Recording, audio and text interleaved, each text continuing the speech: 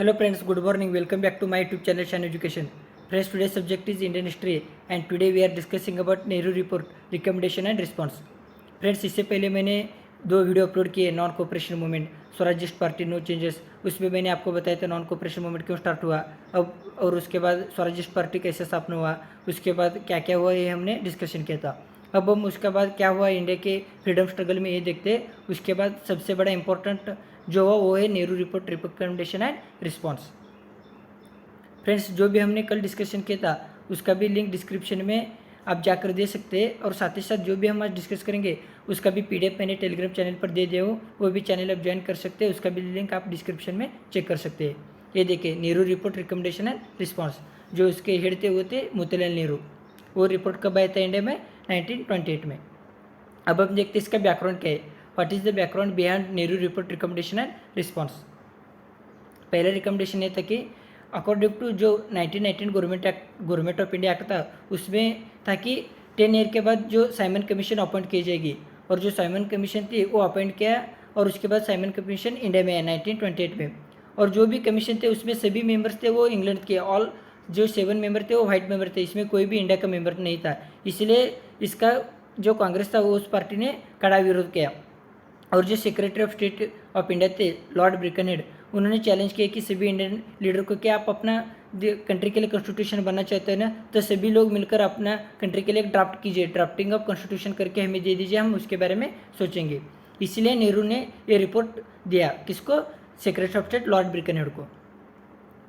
दो जो political leader थे वो चैलेंज एक्सेप्ट किया लॉर्ड ब्रिकनहेड का, और all party conference held in Calcutta, और उसके बाद उन्होंने ये रिपोर्ट तय करने की सभी लोगों ने ठान ली। और उस कमेटी का चेयरमैन कौन का? The committee was headed by Motilal Nehru as the secretary. Other members included in this groups are Tej Bahadur Sapru, Ali Imam, Mangal Singh, MS सेने, सुभाष चंद्र बोस, सुकेब कुरैशी और GA Pradhan.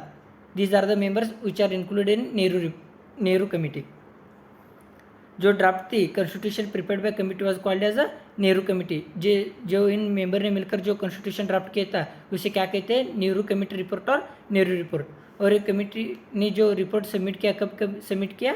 28 August 1928 in Lucknow session all party conference जो हुआ था उसी में। This was the first major attempt by the Indian to draft constitution for themselves. अब हम देखते हैं इस कमेटी ने क्या क्या रिकमेंडेशन दिए थे। रिकमेंडेशन था कि dominion status for India like Canada, Australia with in the British Commonwealth. This point was become contention with the younger set of leader including Jawaharlal Nehru and Subhash Chandra Bose who favoured complete independence. जो कांग्रेस के जो younger leader थे like Subhash Chandra Bose और जवाहरलाल नेहरू, वो इस point से मतभेद थे। उनका कहना था कि हमें कंप्लीट इंडिपेंडेंस चाहिए ताकि डोमिनियन स्टेटस। और सेकेंड जो रिकमेंडेशन थी तो वो थी कि हमें 19 फंडामेंटल राइट चाहिए including right to vote for men and about 21 years of age. अगला रिकमेंडेशन है equal rights for men and women as a citizen, no state religion, no separate electorate for any community. जो भी communal electorate दिए थे British ने 1919 से शुरुआत की थी मुस्लिम को देकर, वो अब नहीं करना चाहिए। किसी को कम्युनिटी को सेपरेट इलेक्टोरेट नहीं देना चाहिए, सिर्फ उनको रिजर्वेशन करना चाहिए माइनॉरिटी सीट को। और रिजर्वेशन क्या करना चाहिए? वहाँ जो माइनॉरिटी में अगर वो कम्युनिटी उस जगह पर मेजोरिटी है तो उसे वहाँ रिजर्व सेपरेट इलेक्टोरेट नहीं देना चाहिए, उसे सिर्फ और सिर्फ माइनॉर रिजर्वेशन देना चाहिए, वो भी कैसा है? वहाँ माइनॉरिटी में है। Similarly it provided for reservation for non Muslim in North West Frontier province. Next उनका जो रिकमेंडेशन था ये था कि federal form of government with residual power with centre. Federal government में डिवीजन ऑफ पावर, सेंटर और स्टेट होना चाहिए, और जो भी रेसिडुअल पावर है वो सेंटर के साथ होना चाहिए। There would be bicameral legislature at centre, bicameral legislature होना चाहिए, एक लोकसभा और Rajya Sabha. The minister would be responsible to the legislature. And next recommendation is governor general to be the constitutional head of India, he would be appointed by the British monarch. और next recommendation है a proposal for the creation of supreme court, एक supreme court create कर देना चाहिए। ये भी एक recommendation था इस नेहरू रिपोर्ट का। और नेक्स्ट रिकमेंडेशन है the province should be created along linguistic line, जो भी प्रोविंस सब क्रिएट करेंगे वो लिंग्विस्टिक लाइन पर होनी चाहिए। The language of the country would be Indian, return either in Devanagari like Sanskrit, Hindi, Telugu, Tamil, Kannada, Bengali, Marathi और गुजराती इन कैरेक्टर। और जो इंग्लिश लैंग्वेज थी उनको भी परमिट कर देना चाहिए। ये रिकमेंडेशन थे नेहरू कमेटी। रिस्पॉन्स क्या रहा इस कमेटी के खिलाफ? जो कम्युनल रिप्रेजेंटेशन थे, कम्युनल इलेक्टोरेट दिया था मुस्लिम लोग को, ये सबसे बड़ा कंट्रोवर्शियल इशू रहा। इन दिसंबर 1927 जो मुसलमान लीडर थे वो मोतीलाल नेहरू से दिल्ली में मिले और उन्होंने कुछ प्रपोजल दिया मोतीलाल नेहरू को, और जो प्रपोजल थी वो एक्सेप्ट किया कांग्रेस ने मद्रास सेशन में। उसे क्या कहते हैं, दिल्ली प्रपोजल। वो प्रपोजल क्या रहे, 1/3 representation of Muslim in the central legislature, पहला प्रपोजल रहा। सेकेंड प्रपोजल है representation to Muslim in Punjab and Bengal in proportionate to their population. Next proposal है formation of 3 province with a Muslim majority, Sindh, Baluchistan, North West Frontier Province. उनका कहना था कि हमें 3 proposal थे, एक थे 1/3 रिप्रेजेंटेशन होने चाहिए मुसलमान को सेंट्रल लेजिस्लेचर में, और पंजाब और बंगाल में जो मुसलमान को रिप्रेजेंटेशन होगी वो अकॉर्डिंग टू देयर पॉपुलेशन। और नेक्स्ट जो प्रपोजल था वो था कि हमें 3 न्यू प्रोविंस चाहिए मुसलमान लोग मेजोरिटी लोगों के लिए, एक था सिंध, बलूचिस्तान और नॉर्थ वेस्ट फ्रंटियर प्रोविंस। लेकिन जो हिंदू महासभा थी वो अपोज करने लगी इस न्यू प्रोविंस जो आप क्रिएट करने लगे कम्युनल रिप्रेजेंटेशन लेकर, और जो भी बंगाल और पंजाब थे वहाँ भी उनको मेजोरिटी सीट नहीं देना चाहिए, इसे हिंदू महासभा लोगों का कहना था। The report was made a concession to the Hindu group, जो रिपोर्ट थी उनको हिंदू महासभा लोगों से भी सपोर्ट लेना था, इसलिए उन्होंने कहा कि हम मुसलमान लोगों को वही रिजर्व देंगे वहाँ वो माइनॉरिटी में है ताकि वो मेजॉरिटी में हो। और Sindh was created by new मुसलमान्स only after domination status was granted by India from British government and weightage to given by Hindu majority there, और जो हिंदू माइनॉरिटी थे उनको भी वहाँ वेटेज देंगे, ऐसा होने के बाद ही हम सिंध को क्रिएट करेंगे, ऐसा नेहरू रिपोर्ट के हिंदू महासभा को कहकर उनको अपने साथ ले लिया।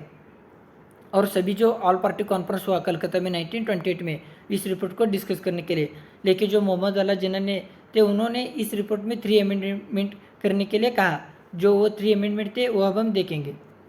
उनका पहला अमेंडमेंट था कि 1/3 representation of Muslim in the central legislature. उनका कहना था कि हमें सेंट्रल लेजिस्लेचर में मुस्लिम लोगों को 1/3 रिप्रेजेंटेशन होना चाहिए, और जो मुसलमान को रिजर्व सीट होंगे पंजाब और बंगाल में वो भी according to their proportion of population, और यूनिवर्सल एडल्ट फ्रेंचाइज इस्टेब्लिश होना चाहिए। नेक्स्ट अमेंडमेंट रहा कि उनका residual power to be vested with the province and not the centre. जो नेहरू कमेटी थी उन्होंने प्रोवाइड किए थे कि जो भी रेसिडुअल पावर है वो सेंटर के साथ होना चाहिए, लेकिन जिन्ना ने कहा कि रेसिडुअल जो पावर है वो सेंटर के नहीं ताकि प्रोविंस के साथ होना चाहिए। ये जो 3 अमेंडमेंट दिए थे ये जो नेहरू रिपोर्ट थे उन्होंने नहीं माना, उसको स्वीकार नहीं किया। उसके बाद जिन्ना ने 14 पॉइंट प्रपोजल किया। ये 14 पॉइंट क्या है अब हम देखते हैं। Federal constitution with residual power with the province, ये पहला पॉइंट रहा। उसके बाद provincial autonomy, no constitutional amendment without the agreement of the state, all legislature and elected body to have a adequate Muslim representation without reducing Muslim majority in a province to minority or equality। उनका next जो proposal था ये रहा कि adequate Muslim representation of Muslim in service and self government body, जो भी मुसलमान लोगों को उनका रिप्रेजेंटेशन होना चाहिए गवर्नमेंट सर्विस और सेल्फ गवर्नमेंट बॉडी में। 1/3 representation of Muslim in the central legislature, 1/3 Muslim member in the central state cabinet में भी 1/3 रिजर्वेशन होना चाहिए। सेपरेट इलेक्टोरल, वो पहले जो ज्वाइंट इलेक्टोरल के लिए तैयार थे लेकिन बाद में उन्होंने सेपरेट इलेक्टोरल होना चाहिए ऐसा कहने लगे। No bill to be passed in any legislature if 3/4 of minority community consider it against it interest.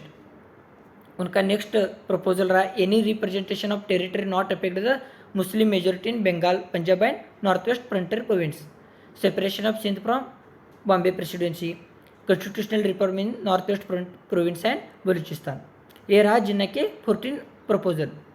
Friends हमने अभी तक देखा नेहरू रिपोर्ट क्या रहा, उसके बाद हिंदू महासभा ने क्या कहा, नेहरू और मोहम्मद अली जिन्ना उन्होंने क्या पॉइंट प्रपोजल किए, अभी हमने सभी हम डिस्कस किए। उसके बाद हमने जो कल वीडियो अपलोड करूँगा उसमें हम डिस्कस करेंगे जो कलकत्ता का 1928 हिस्टोरिक जो सेशन है उसी के बाद क्या हुआ और सिविल डिसोबीडियंस मूवमेंट कब स्टार्ट हुआ उसके बारे में हम नेक्स्ट वीडियो में डिस्कस करेंगे। Thank you friends, please subscribe shine education.